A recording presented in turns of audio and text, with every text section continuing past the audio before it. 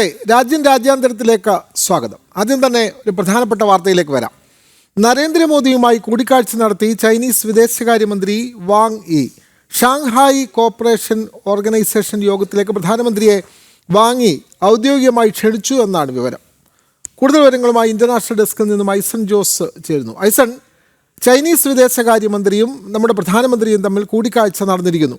വളരെയധികം പ്രാധാന്യമുള്ള ഒരു കൂടിക്കാഴ്ചയാണിത്. പ്രത്യേകിച്ചും അമേരിക്ക ഇപ്പോൾ ഭാരതത്തോട് തുടരുന്ന സമീപനം, പ്രത്യേകിച്ചും അമേരിക്ക താരിഫ് ഏർപ്പെടുത്തുന്നത് അടക്കമുള്ള കാര്യങ്ങളിലേക്ക് കടന്നിരിക്കുന്ന ഒരു സാഹചര്യം. അപ്പോൾ ചൈനയുമായിട്ടുള്ള ഈ ചർച്ച ഒരു ഉച്ചകോടിക്കുള്ള ഔദ്യോഗിക ക്ഷണം മാത്രമായിരിക്കില്ലല്ലോ, നയതന്ത്രപരമായി ഏറെ പ്രാധാന്യമുള്ളൊരു കൂടിക്കാഴ്ച കൂടിയല്ലേ നടന്നത് ഐസൺ ജോസ്? വിനോദ്, നയതന്ത്രപരമായി ഏറെ പ്രാധാന്യമുള്ളൊരു കൂടിക്കാഴ്ചയാണ് നടന്നിരിക്കുന്നത് എന്നത് വ്യക്തമാണ്. നമുക്കറിയാവുന്നതാണ്, നേരത്തെ വിനോദ് തന്നെ സൂചിപ്പിച്ചതുപോലെ അമേരിക്കയുടെ താരിഫിൻ്റെ ഒരു സാഹചര്യം, അധിക താരിഫ് ചുമത്തിയ ഒരു സാഹചര്യം നിലനിൽക്കുന്ന പശ്ചാത്തലത്തിലാണ് ഈ കൂടിക്കാഴ്ച, അല്ലെങ്കിൽ ഈ ഷാങ്ഹായ് കോപ്പറേഷൻ ഓർഗനൈസേഷൻ യോഗമെല്ലാം തന്നെ, ഉച്ചകോടിയെല്ലാം തന്നെ നടക്കുന്നത്. 31-ാം തീയതിയും 1-ാം തീയതിയുമായാണ് ഷാങ്ഹായ് കോപ്പറേഷൻ ഓർഗനൈസേഷൻ ചൈനയിൽ നടക്കുന്നത്, ഓർഗനൈസേഷൻ്റെ ഉച്ചകോടി ചൈനയിൽ നടക്കുന്നത്. ഈ ഉച്ചകോടിയുടെ അജണ്ട സംബന്ധിച്ച്, ഏത് രീതിയിലുള്ള ഒരു അജണ്ടയാണ് ഉച്ചകോടിയിൽ ഉണ്ടാവുക എന്നത് സംബന്ധിച്ച വിശദീകരണം പ്രധാനമന്ത്രിക്ക് വാങ്ങി നൽകി എന്നാണ് മനസ്സിലാക്കാൻ സാധിക്കുന്നത്. അത്തരത്തിലൊരു അജണ്ട, അതായത് ഷാങ്ഹായ് കോപ്പറേഷൻ ഓർഗനൈസേഷൻ്റെ അജണ്ട, മീറ്റിങ്ങിൻ്റെ അജണ്ട എന്തെന്ന് പ്രധാനമന്ത്രിയെ ധരിപ്പിച്ചു എന്ന റിപ്പോർട്ടാണ് ഏറ്റവും ഗൗരവത്തോടെ നമുക്ക് പ്രതീക്ഷിക്കുകയും അല്ലെങ്കിൽ ഗൗരവത്തോടെ കണക്കാക്കുകയും ചെയ്യേണ്ടത്. ഷാങ്ഹായ് കോപ്പറേഷൻ ഓർഗനൈസേഷൻ സ്വാഭാവികമായും അമേരിക്ക ചുമത്തിയ അധിക താരിഫ് സംബന്ധിച്ച വിഷയങ്ങളെല്ലാം തന്നെ ചർച്ച ചെയ്യാനുള്ളൊരു സാധ്യതയുണ്ട് എന്ന് തന്നെയാണ് മനസ്സിലാക്കാൻ സാധിക്കുന്നത്. പിന്നീട് തീർച്ചയായും നമുക്കറിയാവുന്നതാണ്, അദ്ദേഹം ഇന്നലെ വൈകുന്നേരത്തോടെയാണ് വാങ്ങി ഭാരതത്തിലെത്തിയ ഉടൻ തന്നെ വിദേശകാര്യമന്ത്രി എസ് ജയശങ്കറുമായി അദ്ദേഹം കൂടിക്കാഴ്ചകൾ നടത്തിയിരുന്നു. ആ കൂടിക്കാഴ്ചയ്ക്ക് ശേഷം അദ്ദേഹം ഇന്ന് രാവിലെ അജിത് ഡോവലുമായും കൂടിക്കാഴ്ച നടത്തി. ദേശീയ സുരക്ഷാ ഉപദേഷ്ടാവുമായി നടന്ന കൂടിക്കാഴ്ചയിലാണ് ഏറെ തന്ത്രപ്രധാനമായ പല പ്രഖ്യാപനങ്ങളും ഉണ്ടായത്. ഈ പ്രഖ്യാപനങ്ങളെല്ലാം തന്നെ പല രീതിയിലുള്ള ഭാരതവുമായി സഹകരിച്ചുകൊണ്ട് ഭാരതവുമായി സഹകരിക്കുന്നതിനുള്ള തീരുമാനങ്ങളെല്ലാം തന്നെ അതിലുണ്ടാവുകയും ചെയ്തിരുന്നു. അത് സാങ്കേതിക വിദ്യയുടെ കൈമാറ്റം, അതുപോലെ തന്നെ വാണിജ്യ ബന്ധങ്ങൾ ശക്തമാക്കുക, ക്യാപിറ്റൽ ഗുഡ്സിലെ ഇൻവെസ്റ്റ്മെൻറ്റ് അല്ലെങ്കിൽ അതിലുള്ള നിക്ഷേപങ്ങൾ തയ്യാറാക്കുന്നതിന്, അല്ലെങ്കിൽ അത്തരത്തിലുള്ള സാമഗ്രികൾ ഭാരതത്തിന് ലഭ്യമാക്കുന്നതിനുള്ള നടപടികളെല്ലാം സ്വീകരിക്കുക. അത്തരത്തിൽ നിരവധിയായ ചർച്ചകൾ ഇന്ന് അജിത് ഡോവലുമായി നടന്ന കൂടിക്കാഴ്ചയിൽ നടന്നിരുന്നു. പ്രധാനത്തോടെ നോക്കിക്കാണേണ്ടത് അതിർത്തിയിലെ സേനാ പിന്മാറ്റവും അതിർത്തിയിലെ സമാധാന ശ്രമങ്ങളുമാണ്. ഇന്ന് പ്രധാനമന്ത്രിയുമായി നടന്ന കൂടിക്കാഴ്ചയിലും ഇതെല്ലാം ചർച്ചയായി എന്നതും ഏറ്റവും പ്രാധാന്യത്തോടെ ഷാങ്ഹായ് കോപ്പറേഷൻ ഓർഗനൈസേഷനും ചർച്ചയായി എന്നാണ് അറിയാൻ സാധിക്കുന്നത്. വളരെ പ്രധാനപ്പെട്ട ഒരു വാർത്തയാണ്. പ്രധാനമന്ത്രി നരേന്ദ്രമോദിയുമായി കൂടിക്കാഴ്ച നടത്തിയിരിക്കുകയാണ് ചൈനീസ് വിദേശകാര്യമന്ത്രി വാങ് യി. കൂടിക്കാഴ്ചയ്ക്ക് വളരെയധികം നയതന്ത്രപരമായി തന്നെ വളരെയധികം പ്രാധാന്യമുണ്ട് എന്ന് റിപ്പോർട്ട് ചെയ്യുകയാണ് ഐസൺ ജോസ്. ഭാരത ചൈന അതിർത്തിയിൽ സമാധാനം പുലരുന്നതിനായി അജിത് ഡോവൽ ചൈനീസ് വിദേശകാര്യമന്ത്രി വാങ് യിയുമായുള്ള ചർച്ചയിൽ ദേശീയ സുരക്ഷാ ഉപദേഷ്ടാവിൻ്റെ പ്രസ്താവന. ഭാരതവുമായി സഹകരിച്ച് പ്രവർത്തിക്കുമെന്ന് വാങ് യി പറഞ്ഞു. ഗ്ലോബൽ സൗത്തിനെ ഇരു രാജ്യങ്ങളും ചേർന്ന് നയിക്കണമെന്നും ചൈനീസ് എംബസി പ്രസ്താവനയിൽ പറഞ്ഞു. ദേശീയ സുരക്ഷാ ഉപദേഷ്ടാവ് അജിത് ഡോവലും ചൈനീസ് വിദേശകാര്യമന്ത്രി വാങ് യിയുമായ കൂടിക്കാഴ്ച ഡൽഹിയിലാണ് നടന്നത്. ഇന്ത്യ ചൈന പ്രതിനിധിതല ചർച്ചകളുടെ ഭാഗമായായിരുന്നു കൂടിക്കാഴ്ച. ഭാരതത്തിന് ടണൽ ബോറിംഗ് യന്ത്രങ്ങൾ നൽകുന്നതിന് തയ്യാറെന്ന് വാങ് യി അറിയിച്ചു. ഭാരതത്തിന്റെ പശ്ചാത്തല വികസന രംഗത്ത് മികച്ച പ്രയോജനം ടണൽ ബോറിംഗ് യന്ത്രങ്ങൾക്ക് ഉറപ്പാക്കാനാകും. വളം, അപൂർവധാതു രംഗത്ത് ഇരു രാജ്യങ്ങളും സഹകരിച്ച് പ്രവർത്തിക്കും. We maintained peace and tranquility in the border areas and resumed the Indian pilgrimage to the Mount Garampochi and Lake Mapayonso in the Xizang Autonomous Region.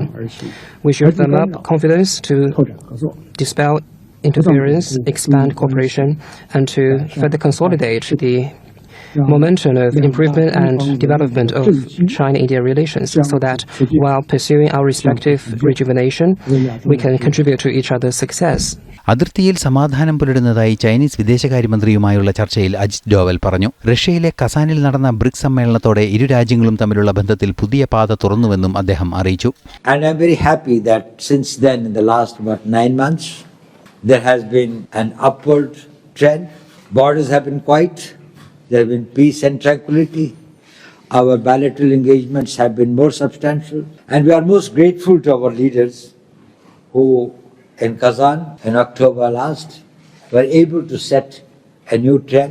And we have profited a lot Since then, the new environment that has been created has helped us.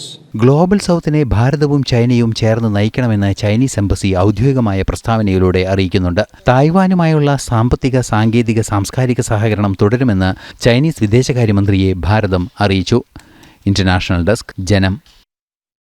Jagdeep ധൻഖറിന്റെ ഒഴിവിൽ ഉപരാഷ്ട്രപതി സ്ഥാനത്തേക്ക് വോട്ടെടുപ്പ് ഉണ്ടാകുമെന്ന് ഉറപ്പായി. പ്രതിപക്ഷം മുൻ supreme കോടതി judge B Sudarshan റെഡ്ഡിയെ സ്ഥാനാർത്ഥിയായി പ്രഖ്യാപിച്ചു. NDA പാർലമെന്ററി പാർട്ടി യോഗം CP രാധാകൃഷ്ണനെ തങ്ങളുടെ സ്ഥാനാർത്ഥിയായി ഐക്യകണ്ഠേന തെരഞ്ഞെടുത്തു. നിലവിലെ അംഗബലം അനുസരിച്ച് CP രാധാകൃഷ്ണൻ നിഷ്പ്രയാസം വിജയിച്ചു കയറും. രാവിലെ പ്രധാനമന്ത്രിയുടെ അധ്യക്ഷതയിൽ ചേർന്ന NDA പാർലമെന്ററി പാർട്ടി യോഗം CP രാധാകൃഷ്ണന്റെ സ്ഥാനാർത്ഥിത്വം ഏകകണ്ഠമായി അംഗീകരിച്ചു. NDA ഘടകകക്ഷി നേതാക്കൾക്കെല്ലാം പ്രധാനമന്ത്രി സ്ഥാനാർത്ഥിയെ പരിചയപ്പെടുത്തി. രാഷ്ട്രീയ രംഗത്തും ഭരണരംഗത്തും പ്രവർത്തിച്ച പരിചയമുള്ള CP രാധാകൃഷ്ണനെ മഹാരാഷ്ട്ര ഗവർണർ ആയിരിക്കെയാണ് രാജ്യത്തെ സുപ്രധാന പദവിയിലേക്ക് BJP നിർദ്ദേശിക്കുന്നത്. ഇതിനിടെ ഇന്ത്യ സഖ്യവും രാഷ്ട്രപതി സ്ഥാനാർത്ഥിയെ പ്രഖ്യാപിച്ചിട്ടുണ്ട്. ആന്ധ്രാപ്രദേശ് സ്വദേശിയും മുൻ സുപ്രീം കോടതി ജഡ്ജിയുമായ ബി സുദർശൻ റെഡ്ഡിയെയാണ് ഉപരാഷ്ട്രപതി സ്ഥാനത്തേക്ക് ഉയർത്തിക്കാട്ടുന്നത്. നേരത്തെ സമവായ സ്ഥാനാർത്ഥിക്ക് വേണ്ടി BJP ശ്രമം നടത്തിയെങ്കിലും ഇന്ത്യ മുന്നണി വഴങ്ങിയിരുന്നില്ല. അതേസമയം നിലവിലെ അംഗബലം അനുസരിച്ച് CP രാധാകൃഷ്ണന് നിഷ്പ്രയാസം ജയിച്ചു കയറാനാകും. എസ് ശ്രീകാന്ത്, ജനം, ഡൽഹി. നിയമസഭ പാസാക്കിയ ബില്ലുകൾക്ക് സമയപരിധി നിശ്ചയിച്ചതിന് എതിരായ രാഷ്ട്രപതിയുടെ റഫറൻസ് സുപ്രീം കോടതിയുടെ ഭരണഘടനാ ബെഞ്ച് പരിഗണിക്കുന്നു. റഫറൻസ് നിലനിൽക്കുമോ എന്നതിലാണ് പ്രാഥമിക വാദം. മന്ത്രിസഭയുടെ ഉപദേശപ്രകാരം പ്രവർത്തിക്കുക എന്നതാണ് രാഷ്ട്രപതിയുടെ ചുമതലയെന്നും രാഷ്ട്രപതിയുടെ റഫറൻസ് നിലനിൽക്കില്ല എന്നും തമിഴ്നാടും കേരളവും വാദിച്ചു. ഭരണഘടനാ പദവിയുമായി ബന്ധപ്പെട്ട വിഷയമാണെന്ന് കേന്ദ്ര സർക്കാരും അറിയിച്ചു. ഓപ്പറേഷൻ സിന്ദൂറിനെ അവഹേളിച്ച് ലേഖനം പ്രസിദ്ധീകരിച്ച കേസിൽ 2 ഓൺലൈൻ മാധ്യമപ്രവർത്തകർക്ക് എതിരെ കേസ് ചോദ്യം ചെയ്യാൻ അസം പോലീസാണ് നടപടി സ്വീകരിച്ചത്. സിദ്ധാർത്ഥ വരദരാജൻ, കരൺ ഥാപ്പർ എന്നിവരെ രാജ്യദ്രോഹ കുറ്റത്തിന് ചോദ്യം ചെയ്യുന്നു. ദ വയർ എന്ന ഓൺലൈൻ മാധ്യമത്തിലെ ജീവനക്കാരാണ് ഇരുവരും. ഓപ്പറേഷൻ സിന്ദൂറിനെയും ഇന്ത്യൻ സൈന്യത്തെയും അവഹേളിച്ച് ലേഖനം പ്രസിദ്ധീകരിച്ച കുറ്റത്തിനാണ് ഇരുവരെയും ചോദ്യം ചെയ്യുന്നത്. ഇവർക്കെതിരെ നേരത്തെ രാജ്യദ്രോഹ കുറ്റം ചുമത്തി കേസ് രജിസ്റ്റർ ചെയ്തിരുന്നു. ഓഗസ്റ്റ് 22-ന് ചോദ്യം ചെയ്യലിനായി ഹാജരാകാൻ ഗുവാഹത്തി ക്രൈംബ്രാഞ്ച് നിർദ്ദേശിച്ചിട്ടുണ്ട്. ഹാജരാകാത്ത പക്ഷം അറസ്റ്റ് നടപടികളിലേക്ക് കടക്കുമെന്നാണ് പോലീസിൻ്റെ മുന്നറിയിപ്പ്. ഈ മാസം 14-നാണ് വരദരാജന് സമൻസ് ലഭിച്ചത്. ഇന്നലെ കരൺ ഥാപ്പറിനും സമൻസ് എത്തി. ഇന്ത്യയുടെ പരമാധികാരം, ഐക്യം, അഖണ്ഡത എന്നിവയെ അപകടപ്പെടുത്തുന്ന പ്രവൃത്തികളെക്കുറിച്ച് പരാമർശിക്കുന്ന BNS സെക്ഷൻ 152 ഉൾപ്പെടെയുള്ളവയാണ് ഇവർക്കെതിരെ ചുമത്തിയിട്ടുള്ളത്. BNS സെക്ഷൻ 196, 197, 1 ഉൾപ്പെടെയുള്ളവയും ഇവർക്കെതിരെ ചുമത്തിയിട്ടുണ്ട്. പാകിസ്ഥാനെ പരോക്ഷമായി പിന്തുണയ്ക്കുന്ന വിധത്തിലാണ് ഇരുവരും ലേഖനം പ്രസിദ്ധീകരിച്ചത്. മുൻപും രാജ്യവിരുദ്ധ പ്രവർത്തനങ്ങളുടെ പേരിൽ കുപ്രസിദ്ധരാണ് ഇരുവരും. എസ് ശ്രീകാന്ത്, ജനം, ഡൽഹി. രാജേന്ദ്രൻ സമാപിക്കുന്നു. ഇനി ജനം ഡിബേറ്റ് കാണാം. നമസ്തേ.